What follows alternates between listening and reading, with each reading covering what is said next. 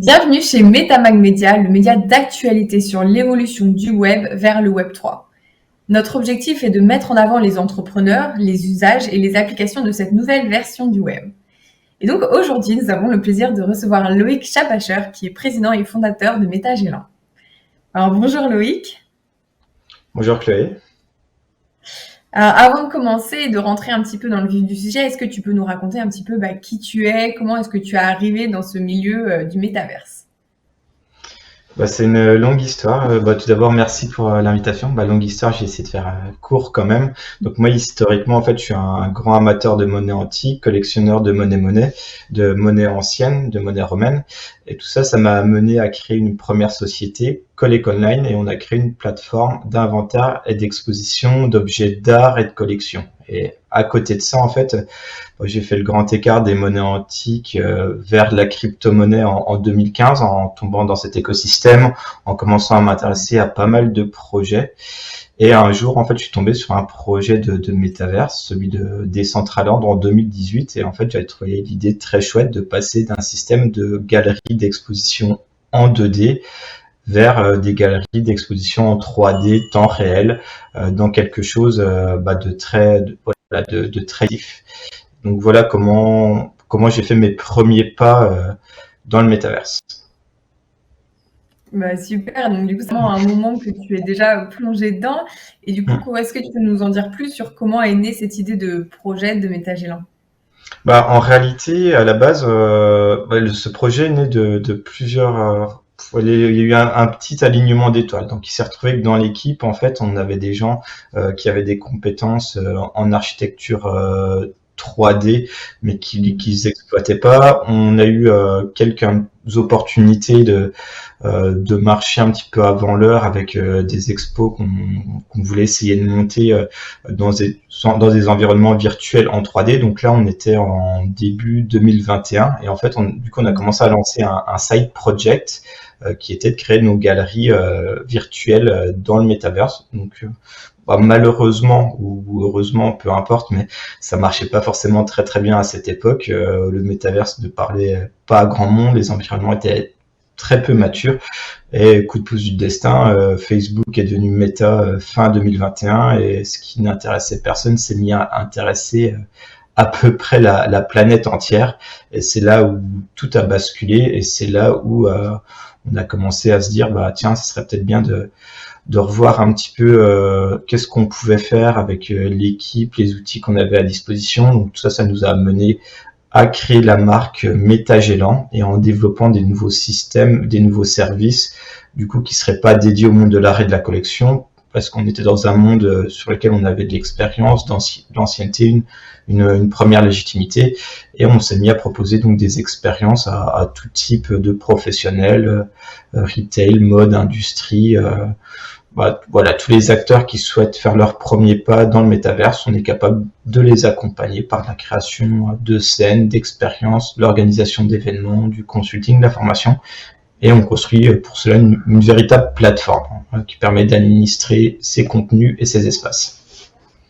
D'accord, donc en fait, vous avez un véritable modèle où vous allez accompagner les marques qui ont envie de se lancer là-dedans, de se dire, voilà, on veut offrir une expérience dans le métaverse, mais on n'a pas forcément le background technologique, les connaissances du marché, et c'est vrai que c'est quelque chose de totalement nouveau.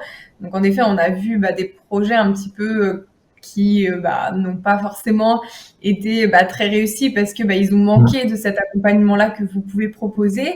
Et donc, tu parles, par exemple, d'exposition, tu parles d'événements. Quel type d'expérience est aujourd'hui le plus demandé dans le métaverse?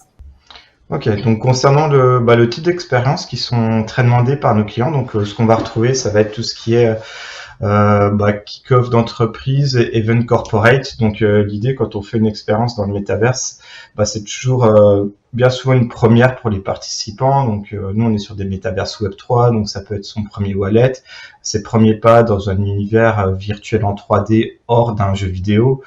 Et du coup donc on va mélanger la création d'expériences un petit peu immersive aux couleurs de l'entreprise, donc en faisant du branding, en mettant des logos, la couleur de la marque, un son qui va parler au collab.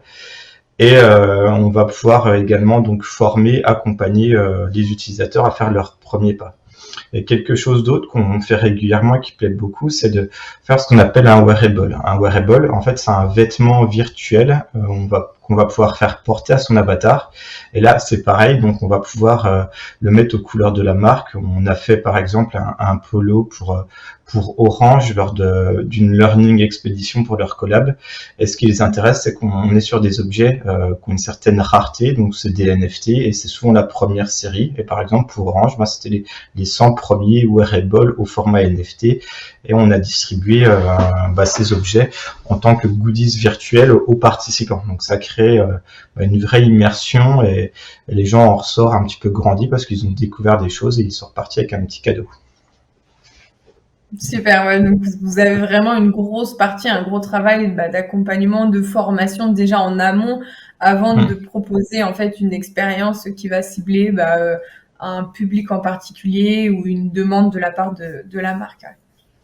Et par rapport à justement toute votre activité, est-ce que tu as quelques chiffres à nous donner sur Metageland pour qu'on puisse voir un petit peu plus d'ouverture sur tout ce que vous faites? Oui, je peux donner quelques chiffres. Donc, depuis le début, si on parle de création d'espace, location de salles, des galeries, des artistes, donc on a dû déjà avoir plus d'une cinquantaine, on va appeler ça événements. Donc, on est positionné actuellement sur 3 métaverses. Donc, l'un des enjeux, c'est de pouvoir se développer sur une multitude de métaverses, sur les métaverses Web 2, métaverses Web 3. Et en chiffres que je peux dire également, donc on est très fiers d'avoir levé 1 million d'euros donc fin 2022, ce qui va nous permettre vraiment de nous développer sur 2023, de recruter. Donc on a quasiment pour objectif de doubler l'équipe. Ça commence déjà, on vient de recruter deux personnes, mais il y a plein de belles choses qui arrivent sur cette année. Super, en tout cas, c'est génial de voir que ça progresse, qu'il y a de plus en plus de demandes et que la France aussi se positionne sur ça. Et donc, quels sont justement vos prochains challenges à venir en 2023? Du coup, les challenges, donc il y a, c'est un petit peu ce que je viens de dire, mais vraiment l'un des gros challenges, ça va être de développer notre compatibilité sur différents métaverses. Donc nous, on vient bien construire une plateforme qu'on qualifie de masse, en fait, du métaverse as a service. Donc notre plateforme, elle prend sens si on arrive à se brancher sur une multitude de métaverses. Donc, c'est des choses qu'on arrive à faire sur des métaverses ouverts issus du Web 3. C'est des choses qu'on aimerait être capable de faire sur d'autres métaverses issus du Web 2. Mais là, il y en a encore très, très peu de fonctionnels, ou c'est des métaverses qui sont plutôt issus du monde du gaming, donc des univers assez fermés, on peut difficilement exercer une activité. Donc là, il y a un véritable challenge. On a un autre beau challenge sur 2023, c'est là, on est un petit peu plus sur la partie Collecon Online, mais qui commence à arriver sur la partie Metageland. On est en train de développer ce qu'on appelle des constellations de microverses. Donc un microverse, c'est quoi? C'est un environnement virtuel pour le coup qui est plutôt fermé, qui va être mono-utilisateur, mais l'avantage c'est que là c'est de la technologie qu'on maîtrise en interne et qui est beaucoup plus facile d'accès, qui est rapide, qui est accessible par le grand public directement sur un téléphone par exemple, et c'est un usage qui satisfait déjà bon nombre d'utilisateurs. Donc ça sera vraiment également une des révolutions de cette année pour nous, c'est d'être capable d'avoir notre constellation de microverses en interne, qu'on appellera peut-être un jour métaverse au fur et à mesure de nos développements. Ça fait des super projets. Et oui, en effet, c'est vrai que tout ce qui est question d'interopérabilité entre les métaverses, c'est un sujet qui est très important en tout cas et qui fait de plus en plus surface. Et notamment, je fais référence à ta dernière intervention chez PPC. À ce sujet-là, je mettrai en commentaire cette intervention parce qu'elle était vraiment très enrichissante. Donc, pour tous ceux qui l'ont loupé, c'est vrai que c'était tôt le matin. Comme ça leur permettra aussi d'en savoir un petit peu plus sur le sujet. Et puis, merci Loïc d'avoir accepté d'intervenir chez Metamag Media. Et puis, pour ceux qui veulent en savoir plus, n'hésitez pas à suivre la page de Metageland et à suivre toutes les actualités sur LinkedIn. Merci Chloé.